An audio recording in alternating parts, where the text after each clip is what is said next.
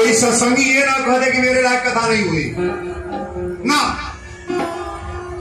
पार्वती मैया का पहला प्रश्न है स्नात, अगर परमात्मा निर्गुण ब्रह्म है, भगवान निराकार है कि साकार?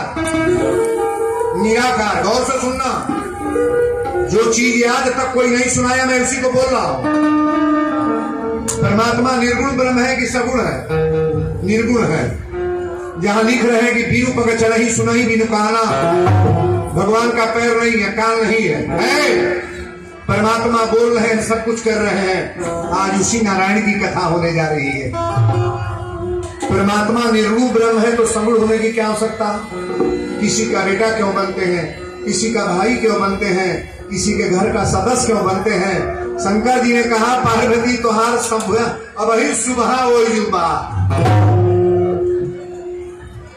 शंकर जी ने कहा पार्वती अब कान खोल करके ध्यान से सुनो, निराकार को मानने वाले मेरे शब्द को गौर करेंगे। जल निराकार है। जल जो है ना, बायो पढ़ाने वाले मास्टर अगर बैठे हैं तो आप भी गौर करेंगे और पढ़ने वाले छात्र भी गौर करेंगे। क्वालिफाइड लोग जो बैठे हैं, शिक्षित लोगों के लिए बात मैं बोल रहा हूं। जल निराकार है।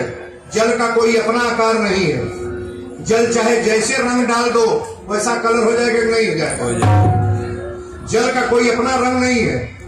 ध्यान से सुनेंगे, जल का कोई अपना रंग नहीं है। जल निराकार है और कटोरी साकार है। जल में लाल रंग डाल दें, पीला डाल दें, हरा डाल दें, अच्छा तो जले में दूध डाला तो कैसा हो जाए? सफेद। लेकिन जल का कोई अपना रंग नहीं है।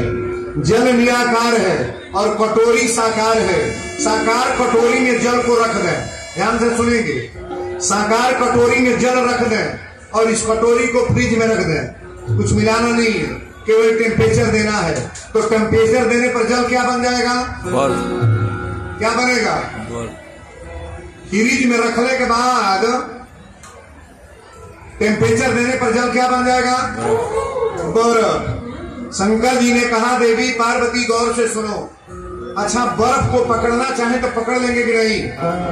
नहीं पकड़ाई, बर्फ ना धराई हो, नहीं धराई, बर्फ धराई कि ना?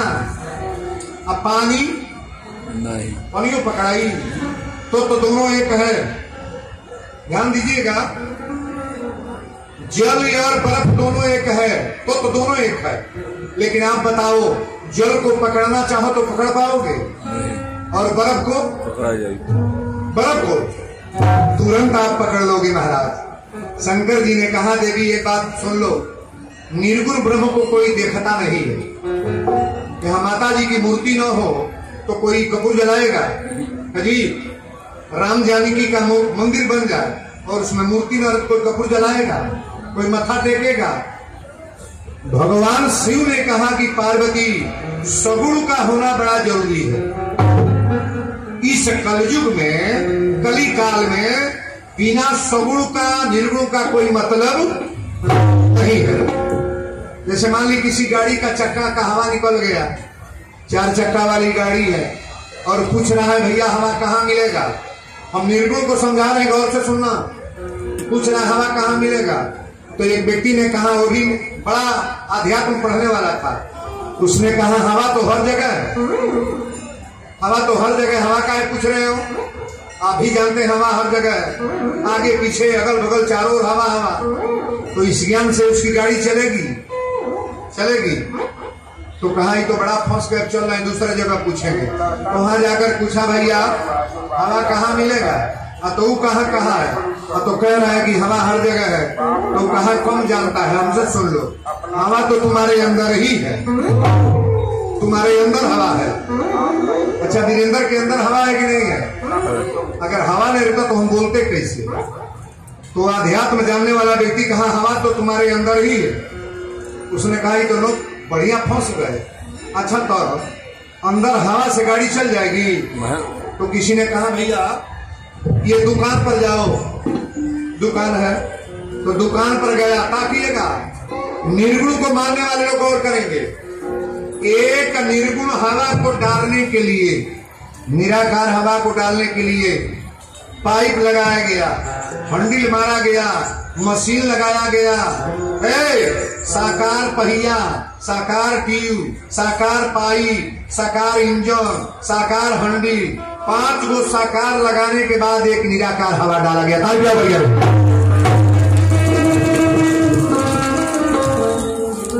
अब ये गाड़ी चलेगी कि नहीं? चलेगी। नहीं चलेगी, दौड़ेगी। तो बिना सगुण का निर्गुण का कोई मतलब है? निर्गुण ब्रह्म को मानने वाले लोगों को मैं समझा रहा हूं, बिना सगुण का निर्गुण का कोई मतलब है? अच्छा, तो निर्गुण को मानने वाले ज्यादा हैं कि सगुण को? नहीं बोलेंगे ज्यादा, 90% लोग सगुण को मानने वाले हैं महाराज। पार्वती मैया ने पूछा, महाराज ये तो बात आपकी बड़ी अच्छी है, शंकर जी कले कर मतलब तुम्हारे आज मन करता कथा सुने के। कले कथा कहां से बताई? पार्वती मैया कली स्वामी पहले आज कथा बताएंगी।